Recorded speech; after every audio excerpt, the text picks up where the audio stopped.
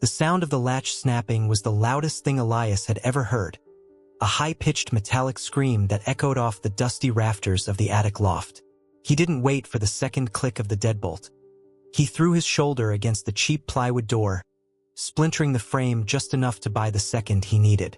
The air in the cramped space, thick with the smell of mothballs and forgotten linen, seemed to solidify around him, pressing against his lungs. He could hear the heavy, measured tread of Arthur Vance descending the narrow pull-down stairs, a sound that used to signify comfort, now signifying lethal intent. Elias didn't know what he was running from exactly, only that the contents of the heavy, water-stained trunk, the one Clara had always insisted held nothing more than outdated tax documents, were poison. His fingers scraped against the brittle edges of the bundle he'd snatched, the parchment smelling faintly of lavender and old ink. He had seconds. Below him, the hushed, impeccable sanctuary of the Vance home in Darien, Connecticut, was suddenly a trap sprung wide. He scrambled across the rough-hewn floorboards, the beam of his phone flashlight slicing through the gloom, illuminating stacks of yellowed baby clothes and tarnished silverware. He reached the far end, where a small, single-pane window offered a terrifyingly narrow view of the manicured lawn below. Too high, too far to jump safely, but the alternative being cornered by Arthur, whose face, even in the brief, terrible exchange minutes ago, had been stripped of paternal warmth, replaced by a cold, strategic focus Elias had only ever seen him direct toward hostile corporate takeovers, was unthinkable. "Elias, stop this nonsense at once." Arthur's voice was strained, elevated just above his usual controlled baritone, vibrating with panic. "You are destroying decades of trust over some imagined slight." Imagined? Elias thought bitterly, clutching the letters tighter. Trust had been an elaborate stage play, and he had just ripped the curtain down. He recalled the moment his hand brushed against the false bottom of the trunk, the unexpected weight of the sealed envelopes beneath the innocuous accounting ledgers. The date on the topmost envelope, postmarked 30 years ago, had been his own birthday. The return address was unfamiliar, belonging to a small, obscure women's clinic in rural Pennsylvania, an address that had no business being in the private archives of the Vance family, the undisputed titans of East Coast private equity. He kicked wildly at the window frame, the glass protesting with a sharp, high-pitched whine. He heard Clara's soft, desperate cry from downstairs, a sound Elias usually associated with domestic distress. But now it sounded like the controlled panic of an accomplice trying to maintain the facade. "He's going to hurt himself, Arthur. Please, stop provoking him," Clara pleaded, her voice laced with manufactured terror. Provoking him? Elias thought, sweat stinging his eyes. They had provoked him his entire life, feeding him curated memories, sterilized timelines, and unconditional love that felt, in retrospect, like highly effective surveillance. With a final, desperate shove, the window popped outward, scraping Elias's forearm badly. He didn't feel the pain. He swung his legs over the sill, the drop looking steeper, the ground harder. He took a breath, tasting the cold autumn air, and plunged, not caring where he landed as long as it was away from the suffocating perfection of the house. He hit the ground hard, rolling instinctively through the damp flower bed, the impact jarring his teeth. The brittle stems of prize-winning roses snapped beneath him. He scrambled to his feet, adrenaline masking the throbbing in his ankle, and ran. He ran past the perfectly pruned hedges, past the silent, watchful eyes of the neighborhood, running toward the darkness of the bordering woods, the precious, damning evidence clutched against his chest. He ran until the manicured lawns gave way to tangled undergrowth, until the sound of Arthur's distant, furious shout was swallowed by the rustle of dry leaves. He didn't stop until he reached the relative safety of the nearby commuter rail station parking lot, collapsing against the cold metal of his beat-up Honda Civic, a stark contrast to the polished Mercedes in the Vance driveway. He fumbled for the keys, his hands shaking violently, and jammed them into the ignition. The engine roared to life, a familiar, comforting noise in the sudden, terrifying silence of his new reality. He drove east, away from Connecticut, away from the gilded cage he had called home, the letters burning a hole in his lap. He pulled over a mile down the road, turning on the dim dome light, finally daring to look at the packet. 30 years of silence, shattered in one afternoon. He opened the first letter, written in a looping, urgent script that felt strangely familiar, like a dream half-remembered. "My dearest Thomas," it began, "if you are reading this, then the transfer has gone through and I have failed to stop them. They took him. They took our son. Don't try to find us. It is too dangerous. We gave them the location of the safe deposit box, but they won't find it. The key is hidden in the only place they would never look, the nursery mobile." Elias stared at the words, his breath catching. They took him, not a voluntary relinquishment, not a tragic accident during a custody dispute, a theft. And the Vances? They hadn't saved him. They had bought him, or worse, they were complicit in the cover-up. The emptiness he had always felt, the subtle sense that his life story was missing a crucial, foundational chapter, was suddenly filled with a gaping, ugly chasm. He reread the name, Thomas. He didn't know a Thomas. He was Elias Vance. He was their son. Or so he had always believed. The drive became a blur of poorly lit highways, the GPS routing him nowhere specific, just away. He needed distance, time to process the tectonic shift in his identity. He pulled into a cheap motel parking lot just across the state line as dawn threatened to break, the sky a bruised purple. Inside the sterile room, under the harsh fluorescent light, he laid out the evidence. There were 12 letters in total, spanning the first 6 months of his life, all addressed to this mysterious Thomas. They were heartbreaking documents of loss, fear, and profound, desperate love. But they were also tactical, full of coded references to financial transactions, surveillance, and a looming entity referred to only as the Consortium. He had to know who Thomas was, who the mother was, and why the Vances had allowed or orchestrated this elaborate deception. He needed the real address, the place where the key to the safe deposit box might still be hidden.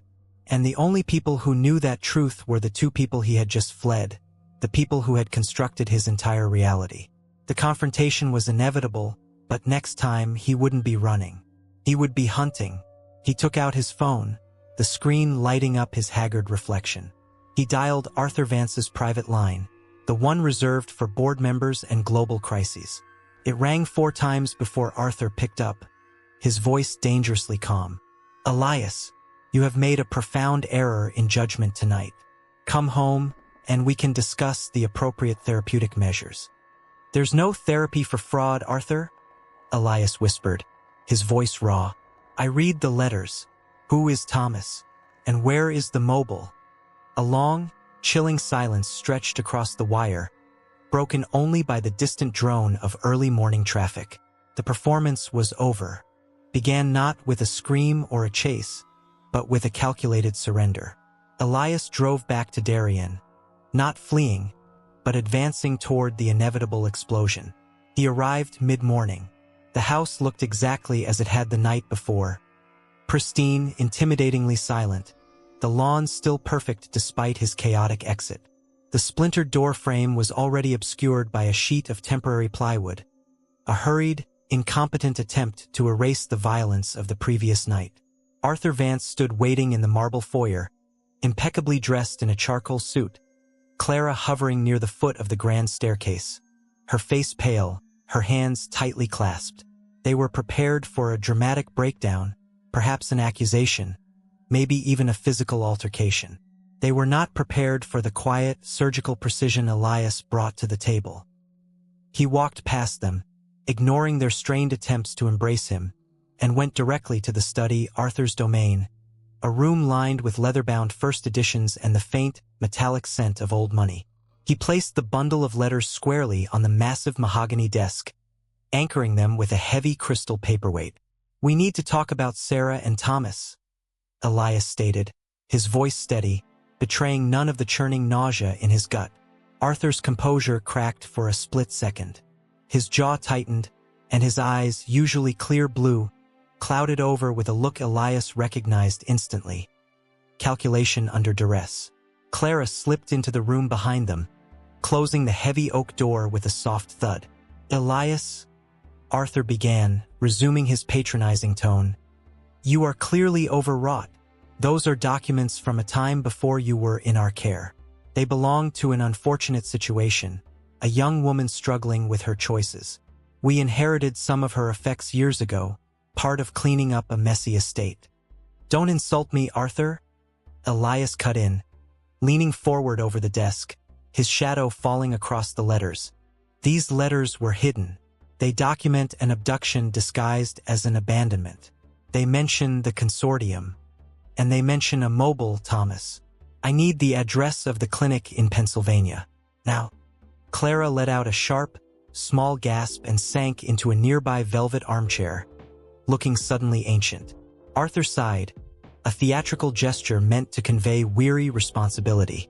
"You have no idea the complexities of the world you were born into, Elias. You were saved. You were brought into a family that could protect you." "Saved from whom?" Elias demanded. "The people who wrote these letters were terrified. They didn't give me away. They were running. And you knew. You adopted me knowing the circumstances were suspicious, or you found out later and chose to maintain the lie to secure your narrative." The ensuing dialogue was a brutal, 3-hour sparring match conducted in low tones that never quite reached a shout but were sharper than any scream. Elias pressed every vulnerability, every known inconsistency in the Vances' carefully constructed backstory. He forced them to watch him read excerpts, the mother's anguish over the loss of her Thomas, the fear of powerful entities closing in. Arthur finally broke, not out of remorse, but out of pragmatism. He realized Elias possessed enough information to dismantle their reputation, perhaps even expose them to legal scrutiny regarding the adoption process, which, he now realized, had been suspiciously fast and quiet, facilitated through an intermediary lawyer who had since died mysteriously. "Fine," Arthur conceded, running a hand over his thinning hair. "There was subterfuge. We were advised, strongly advised, that the biological parents were unstable, involved in dangerous activities. They were desperate to disappear, and we were presented with an opportunity to provide stability for a child caught in the crossfire. We believed we were doing the right thing. The right thing involved burying evidence and lying to your son for 3 decades, Elias challenged. "The key to the mobile," Clara whispered suddenly, her voice barely audible, "is the first initial of the baby's name, repeated twice. Elias looked up, stunned by the concession. "Ss? Sarah," Clara confirmed, tears finally tracing clean paths through the powder on her cheeks. "Sarah Miller, the mother. The clinic was called Havenwood Retreat. But Elias, Arthur is right about one thing. It was dangerous. The father, Thomas, he was trouble. Deep trouble. We were told if we ever looked too hard, we would regret it." Arthur stepped in, regaining control. "We kept the address hidden because we were paid to keep quiet, and we feared reprisal. The location you need is no longer useful, Elias. Sarah Miller is dead. She died 5 years ago. We were informed by the same intermediary that handled the initial placement." The news hit Elias like a physical blow. The immediate path to answers, a living mother, was gone. He felt the adrenaline drain away, leaving behind a hollow exhaustion. But the tactical advantage had shifted. They had lied about the mother's status. They were still lying. "The intermediary lawyer died 5 years ago," Elias noted slowly, connecting the dots. "The same year Sarah supposedly died. Convenient. Where is the safe deposit box the letter mentioned? The one they couldn't find?" Arthur hesitated, glancing at Clara, a shared look of dread passing between them. "We don't know the box number, but the key location Sarah mentioned. The mobile. Thomas built it. It was a hand-carved wooden thing. The key was hidden inside the central spindle." Elias looked at the letters again. "The key is hidden in the only place they would never look. The nursery mobile. Where is the mobile now?" he asked, his voice low, laced with grim finality. Arthur sighed, the sound heavy with defeat. "It's in storage. In the old house. The one we sold when you turned 18 and moved to the city. The one you just broke into last night." The pieces clicked into place with horrifying clarity. The Vances hadn't just hidden the truth. They had ensured that the physical proof of the initial conspiracy, the evidence Sarah wanted to protect, was stored in a location Elias would only stumble upon when cleaning out his childhood belongings, long after the legal avenues to sue or expose them had expired. They had given him a past, but they had trapped him within their version of it. "I need the address of that storage unit," Elias stated. "And I need the name of the intermediary who told you Sarah died." Arthur knew he was cornered. He had built his empire on controlling information, and now his own son held the leverage. He gave Elias the address for a climate-controlled storage facility in Queens, New York, and the name of the intermediary's successor firm, a corporate entity called Startling and Finch Legal Services. As Elias turned to leave, Arthur's voice stopped him. "Elias, even if you find something, you must be careful. This isn't about a bad adoption. This goes much deeper. The Consortium moves mountains. They don't just ruin lives. They erase them. If Sarah Miller was erased, it wasn't by accident." Elias looked back at the man who had raised him, seeing now not a father, but a warden who had executed his duties too well. "That's what I intend to find out." He drove to Queens, the urgency returning tenfold. Sarah was dead, or so they claimed. If she had prepared a contingency, a safe deposit box, it meant she hadn't trusted the Vances or anyone else. She had trusted Thomas, and she had trusted the lock mechanism on her own creation. Elias knew with chilling certainty that the mobile held the true beginning of his story, and he was about to dismantle the first lie the Vances had ever told him. Opened in the sterile, air-conditioned chill of the Queen's storage facility. Elias had bypassed the standard security using the Vances' old executive access codes, feeling a perverse sense of entitlement to this trespass. The unit was vast, filled with relics of his childhood that the Vances had deemed too sentimental to discard but too unimportant to display. Mismatched furniture, boxes of outgrown sports equipment, and, tucked into the furthest corner under a drop cloth, the nursery furniture. He found the mobile easily. It was exactly as the letters described. A complex, hand-carved constellation of oak and walnut, depicting a small, stylized family unit beneath a massive, dark star. It was beautiful, intricate work, clearly the product of a skilled craftsman, not a worried, desperate mother. "Thomas." Elias carefully lifted the heavy wooden structure. The central spindle, about the size of his thumb, felt slightly off balance. He found a nearly invisible seam near the base and applied pressure where his intuition screamed the mechanism must be. With a faint click, a small section of the wood slid open, revealing a narrow compartment. Inside, nestled on velvet padding, was a single, tarnished brass key and a tightly rolled, waterproofed map fragment marked with coordinates. No note, just the key and the map. The coordinates led him back to Pennsylvania, not to the Havenwood retreat, which he found had been shuttered and sold off years ago in a messy bankruptcy, but to a small, isolated property 20 miles east of the clinic, a quiet, wooded acre that had somehow remained off the modern property registry radar. He spent the next 2 days driving the back roads of central Pennsylvania, the landscape shifting from manicured suburbia to forgotten industrial decay and then finally, to deep, rolling Appalachian foothills.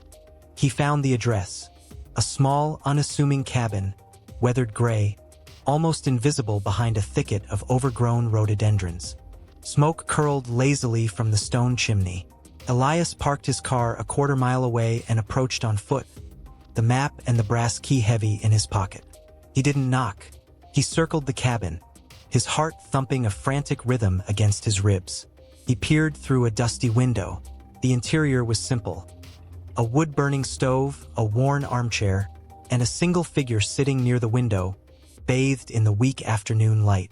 It was a woman, older than the desperate 25-year-old who wrote the letters, her hair mostly white, pulled back severely. But the profile, the sharp line of the jaw, the stubborn set of the chin, was unmistakably the woman from the faded photograph tucked inside the final letter he hadn't yet read. He knocked, his knuckles rapping sharply on the rough wood.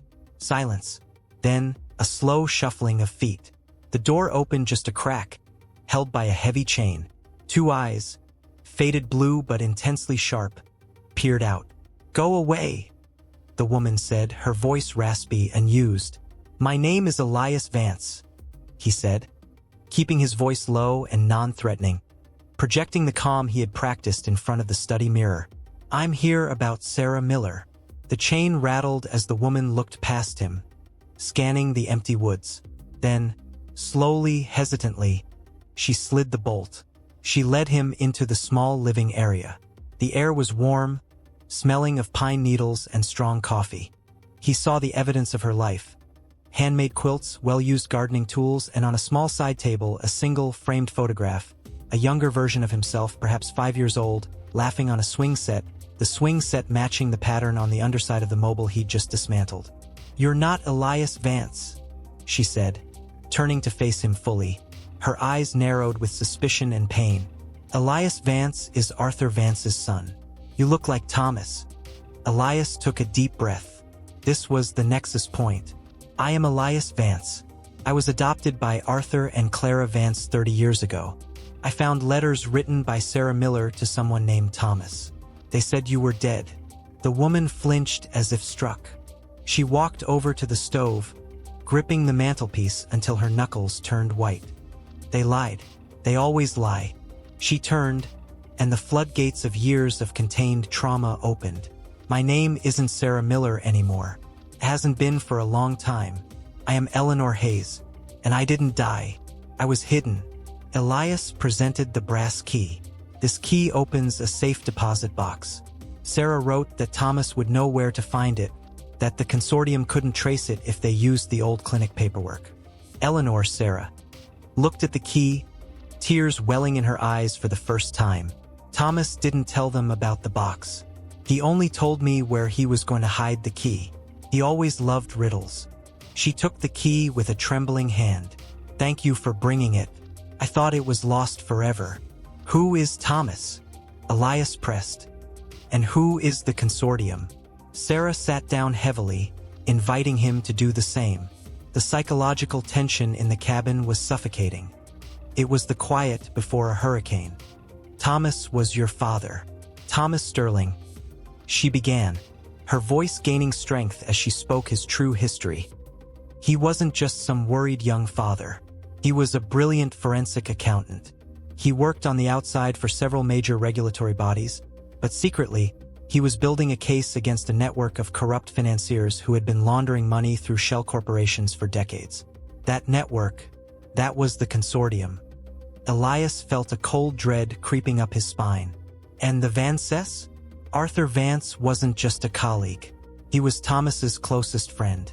They built Vance and Startling Capital together nearly 30 years ago. Thomas supplied the ethical grounding and the deep dive accounting. Arthur provided the public face and the necessary political cover. So Thomas discovered the corruption within his own firm? Worse, Sarah said, shaking her head. He discovered Arthur was the center of it. Not just a participant, but the architect of the most complex layering schemes. Thomas went to the authorities, but the Consortium had long tentacles.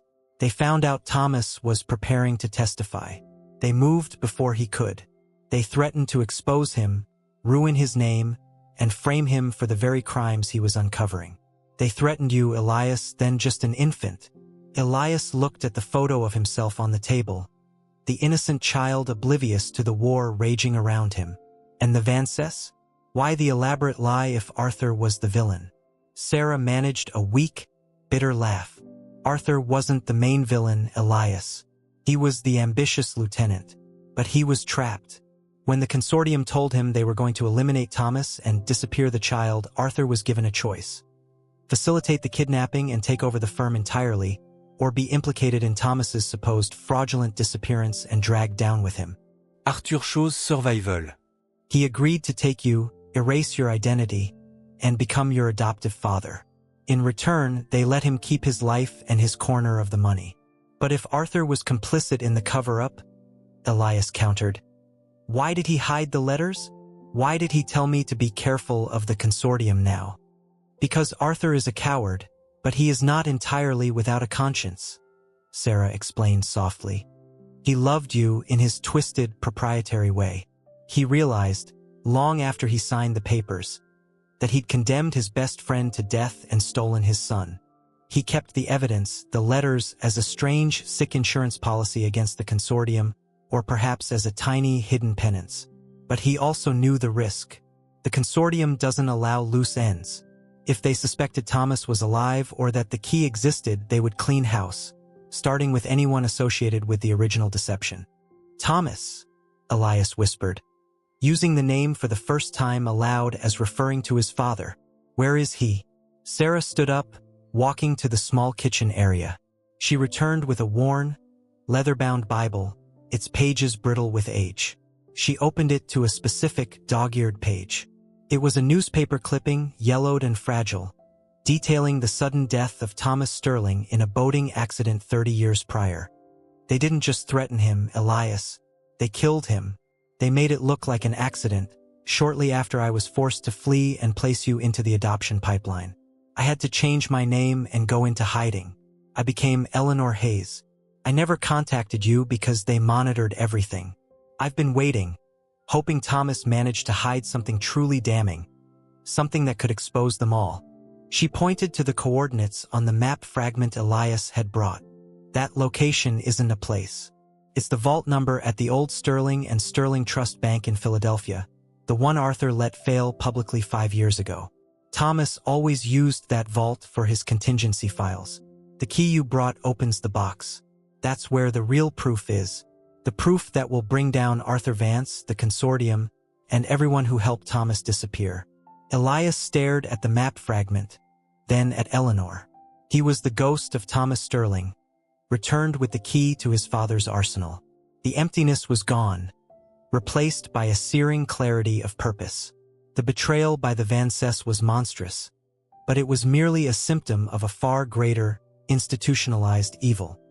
"I need to see what's in that vault," Elias said, his voice resonating with a newfound authority that mirrored the man in the boat accident clipping.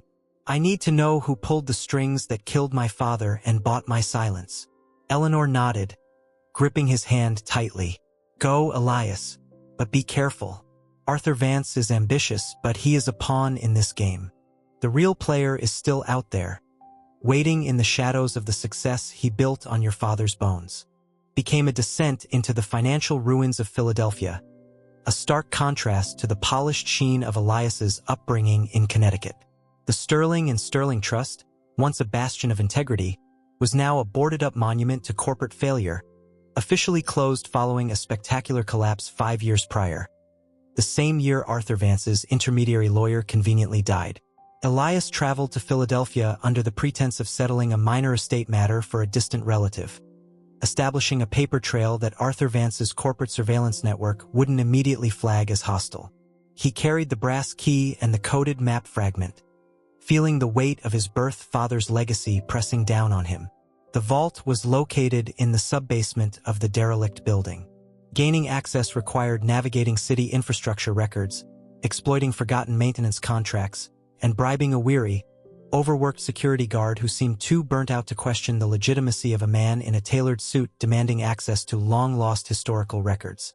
The vault door was heavy, old-fashioned, and intimidatingly secure. When Elias inserted the brass key, it turned smoothly, without resistance, as if waiting for this specific moment for 3 decades. Inside, it wasn't a small safe deposit box, but a large, fireproof safe bolted to the floor, requiring a secondary combination. Etched faintly onto the top of the safe, almost hidden by grime, were the numbers November 7th, 89. Elias recognized the date instantly, November 7th, 1989, the day before his first birthday, the day his biological parents had disappeared from public record. The safe opened with a mechanical groan. Inside, the contents were meticulous, organized, and utterly devastating. There were ledger books detailing illicit offshore transfers spanning 2 decades, names of politicians and judges on the take, and, most critically, internal communications between Arthur Vance and a man Elias had never heard of, Marcus Thorne. Marcus Thorne. The name resonated with a terrifying familiarity. Elias recognized it from the Vance family Christmas cards. A distinguished, silver-haired man always standing just slightly behind Arthur at company functions, often cited as Arthur's longtime business confidant and mentor. The man who had supposedly retired quietly to Florida 5 years ago. The communications were chilling. They weren't just about laundering money. They detailed a systematic campaign of sabotage against Thomas Startling, who, Thorne wrote in one memo, possesses the integrity to bankrupt us all. There was a specific exchange detailing the plan to force Arthur's hand, threaten the adoption, leverage Arthur's greed, and ensure Thomas Startling was permanently removed. Elias felt a surge of furious nausea. Arthur hadn't been an unwilling accomplice. He had been an eager participant, using the kidnapping of his best friend's child as the ultimate bargaining chip to secure absolute control of Vance and Startling. His entire life had been purchased with his father's lifeblood. Beneath the financial documents, Elias found the personal archive. A small stack of letters from Thomas to himself, hidden away from Sarah's letters. They were philosophical, brimming with intellectual excitement about building a better financial world, and deeply loving toward his infant son. In the final letter, Thomas wrote with a terrible premonition, "If the Consortium succeeds in silencing me, if they force Arthur's hand and they take you, my Elias, know this, Arthur Vance is ambitious, but Marcus Thorne is patience personified. Thorne is the true danger. He views finance as warfare, and he collects loyalty through fear. If I cannot return, find the proof, and remember that Arthur always deferred to Thorne's final judgment. Thorne ensures the silence lasts."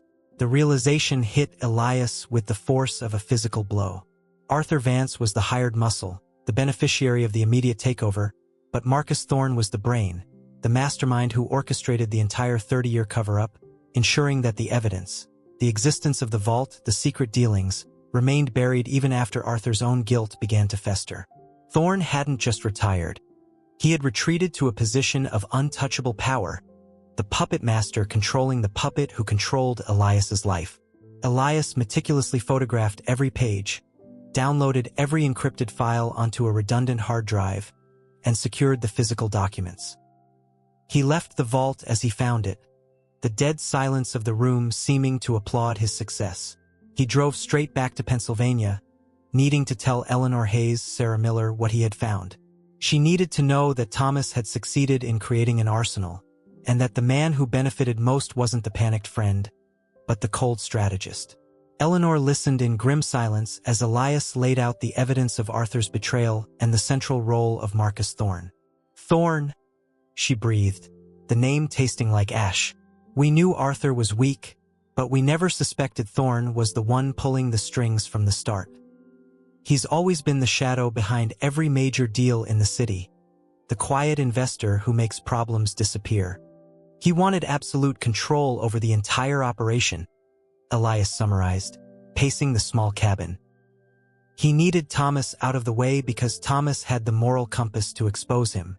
Arthur agreed to the adoption to save his own skin and gain the firm. They both benefited, but Thorne engineered the entire sequence. "So what now, Elias?" Eleanor asked, looking older and more exhausted than ever. "You have the proof. Arthur is your adoptive father, and he is complicit. Thorne is a ghost who owns half the city council." Elias stopped pacing. He looked out the window at the encroaching darkness of the forest. He had spent his life being managed, curated, and protected by lies.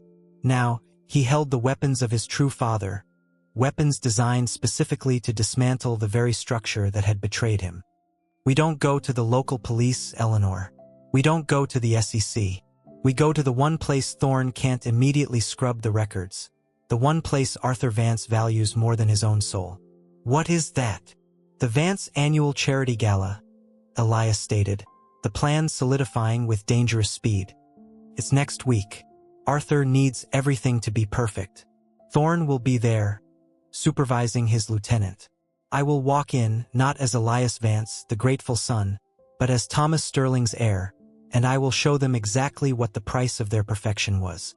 He looked at Eleanor, a woman who had lived in exile for 30 years for a crime she didn't commit. "You're coming with me, Eleanor. You are the living testimony. You are the final piece of evidence they can't dismiss as paranoia." The air in the small cabin settled.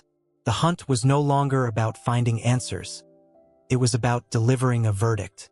Began with the terrifying normalcy of preparation. Elias sold his Honda and leased a nondescript black sedan. Using funds transferred from a dormant account he discovered linked to his biological father's early holdings. Money Arthur Vance hadn't managed to freeze or access. He procured high-grade, legally obtained surveillance gear and, most importantly, he and Eleanor devised a strategy for infiltration. Eleanor, despite her initial terror, found a fierce, burning strength in Elias's determination. She didn't own designer gowns, but Elias insisted she needed to be seen. They procured a discreet, elegant black dress and minimal, high-quality jewelry for her. She was no longer Eleanor Hayes, the recluse. She was poised to become the ghost of Thomas Sterling's conscience, resurrected in front of the entire financial elite. Elias, meanwhile, had to play the role of the favored son one last time. He spent the days leading up to the gala engaging Arthur Vance in tedious business discussions, offering carefully calibrated, superficial praise, watching the man's face for any flicker of guilt or awareness that the ground was shifting beneath him. Arthur was unervingly proud of Elias's recent focus and maturity, completely blind to the fact that his son was now systematically compiling the evidence for his execution. The night of the gala arrived, held in the grand ballroom of a historic Manhattan hotel, a place dripping with old wealth and veiled judgment. The room buzzed with the polished laughter of industry leaders, lobbyists, and politicians, all orbiting the gravitational center of power. Arthur Vance and, standing slightly in his shadow, the conspicuously absent Marcus Thorne, who was rumored to be observing remotely from a secure location, though Elias knew better. Elias and Eleanor made their entrance precisely at 8 o'clock. Elias was flawless in a bespoke tuxedo, his expression one of practiced, detached affluence. Eleanor, leaning subtly on his arm, possessed an aura of tragic elegance that drew immediate, hushed attention from the society matrons. They were anomalies, and anomalies in this world always garnered scrutiny. They moved through the reception line. Arthur greeted Elias with a crushing, proprietary hug. "My boy, you look magnificent. I'm glad you decided to join us after your little sabbatical." He cast a nervous glance toward Eleanor. "And this must be a colleague of yours?" "This is Eleanor," Elias said smoothly, his hand resting firmly on Eleanor's back.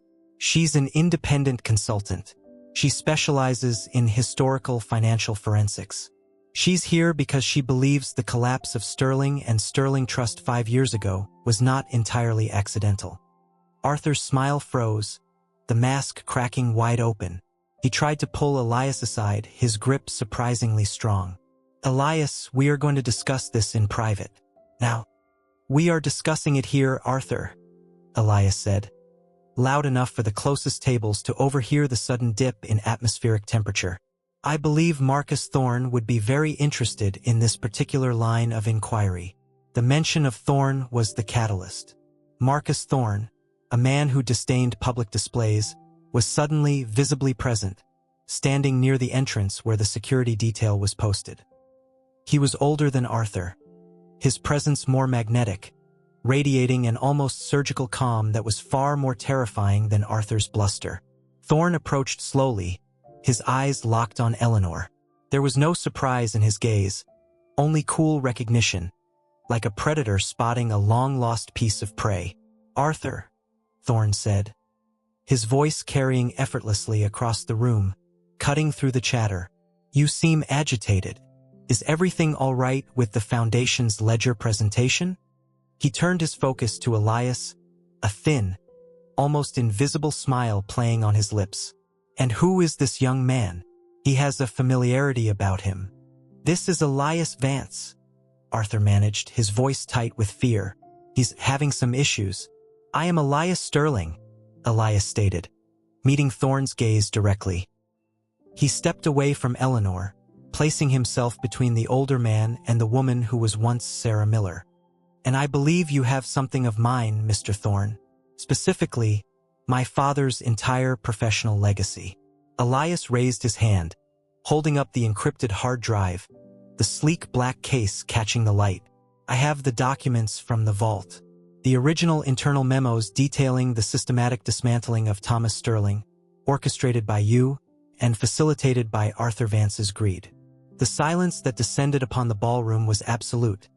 The clinking of champagne glasses replaced by the sound of 30 years of deceit echoing in the sudden void. Thorne didn't flinch. He merely tilted his head, his composure absolute. Arthur, you were supposed to handle the loose ends. I told you to ensure the storage unit was clean. Arthur looked utterly broken, trapped between his mentor and his stolen son. I thought they were gone. I thought Sarah died. I didn't know about the vault, Marcus. I swear. Of course you didn't know. Thorne dismissed him with a wave of his hand, as if swatting away a bothersome insect. You were never meant to know the architecture, Arthur. You were only meant to manage the acquisition and maintain the narrative. You were the hammer. I was the designer. Thorne took a step toward Elias.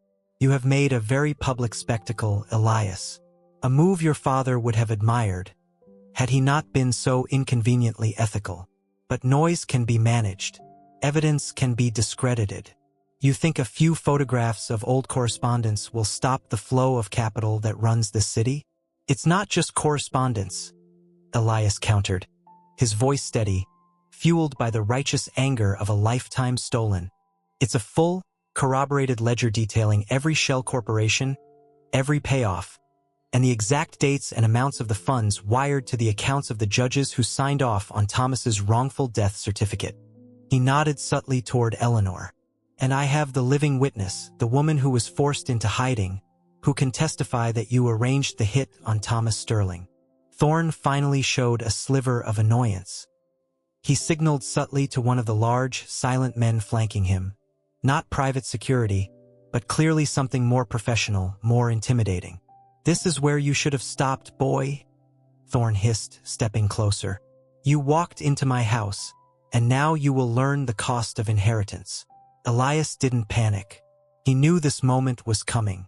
He had anticipated Thorne's reaction would be violence, swift and silent, designed to replicate Thomas's fate. Too late, Marcus, Elias said, tapping a single button on his smartphone. A dedicated emergency line he'd arranged hours ago. The evidence isn't just on this drive.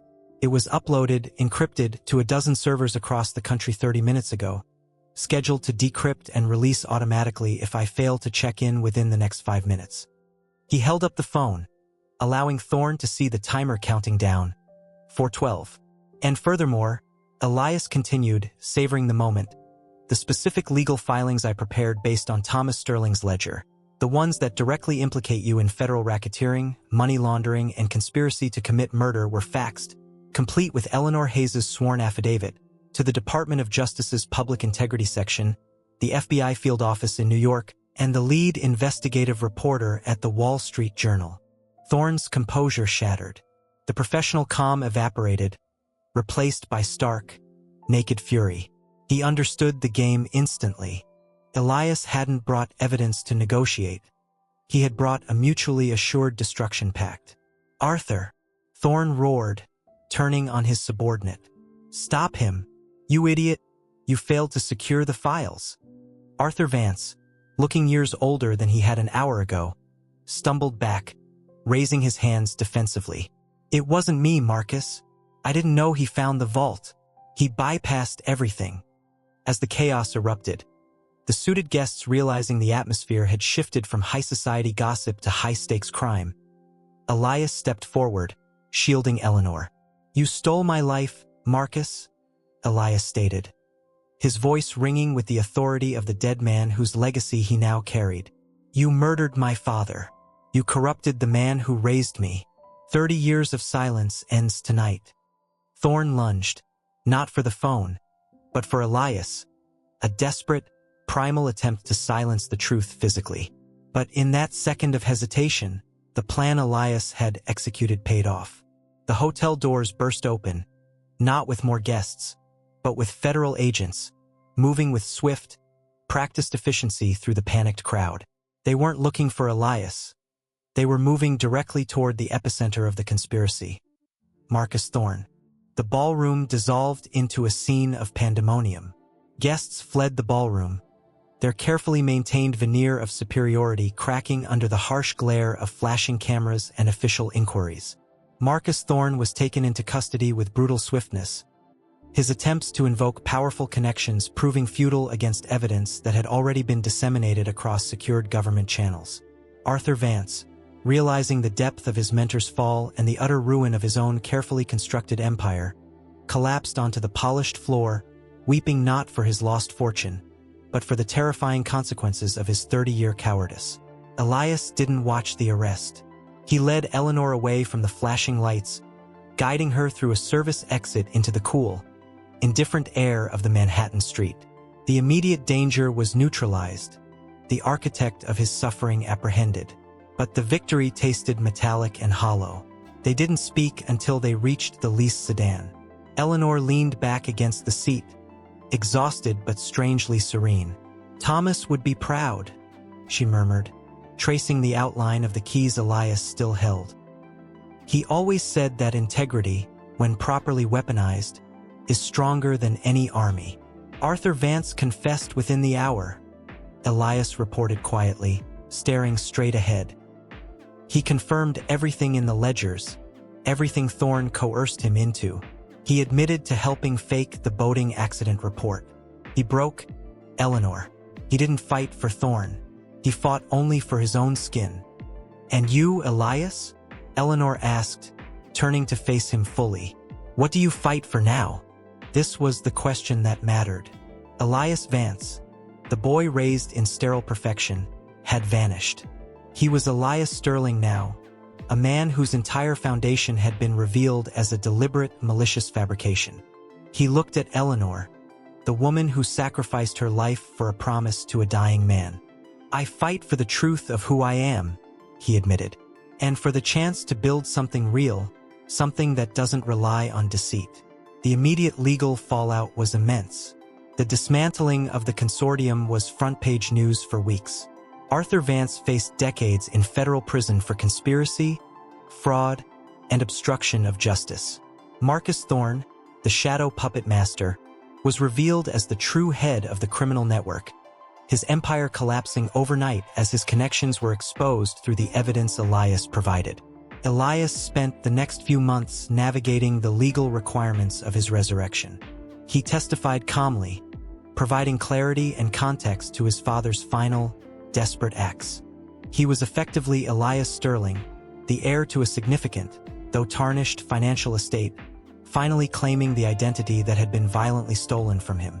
He bought back the small cabin in Pennsylvania, transforming it into a place of refuge, not exile. Eleanor moved in, no longer needing to hide. Their relationship was complex. She was his mother, a stranger, a survivor. They navigated the awkwardness of sudden parenthood/filial duty with tentative kindness, finding comfort in shared silences and the scent of pine. Elias kept a small apartment in the city, maintaining his professional contacts, but he restructured his life entirely. He liquidated the remaining, tainted assets of Vance and Sterling Capital, dedicating the majority of the funds to establishing a foundation in Thomas Sterling's name, one dedicated to funding forensic investigations into corporate corruption, effectively turning his trauma into a tool for justice. One cool evening, 6 months after the gala, Elias stood on the porch of the cabin with Eleanor, watching the deep blue shadows lengthen across the valley. He was wearing worn denim and a comfortable flannel shirt, a far cry from the suits of Darien. "It's strange," Elias mused, leaning against the wooden railing. "I spent 30 years feeling like I was missing something vital. I had everything material but nothing real. Now I have the truth, and the real world feels terrifyingly exposed." "That exposure is freedom, Elias," Eleanor said, placing a hand on his arm. "Your father knew that.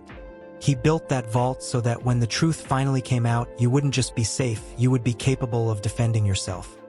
Elias looked out toward the distant lights of a small town, a world entirely separate from the one Arthur Vance had manufactured. He was no longer Elias Vance, the protected commodity, nor was he entirely Thomas Sterling, the martyr. He was a synthesis of both, forged in the betrayal of one father and armed by the foresight of the other. The finality of the ending was not one of simple closure. but of haunting resonance. He knew that Marcus Thorne, even in maximum security, still possessed an influence that ran deeper than concrete and steel. Arthur Vance was imprisoned, but the very systems that allowed men like Thorne to thrive remained operational. Elias picked up a piece of smooth, gray river stone from a planter box and turned it over in his hand. He would never be entirely free of the darkness that surrounded his birth. The ghost of the lie remained, not in the Vances, but in the structure of the world he now operated within. He looked at Eleanor, her face soft in the twilight, finally at peace. He had his mother, he had his father's legacy, and he had the weapons to fight the next battle. The story of his abandonment was over, but the story of his reclaiming, the long, difficult work of building an authentic life on the ruins of a conspiracy, had only just begun. He breathed in the sharp, clean scent of the Pennsylvania woods, a scent wholly unlike the sterile air of the mansion, and for the first time in his life, Elias felt entirely, irrevocably present. The silence that followed was not empty. It was the quiet certainty of a promise kept.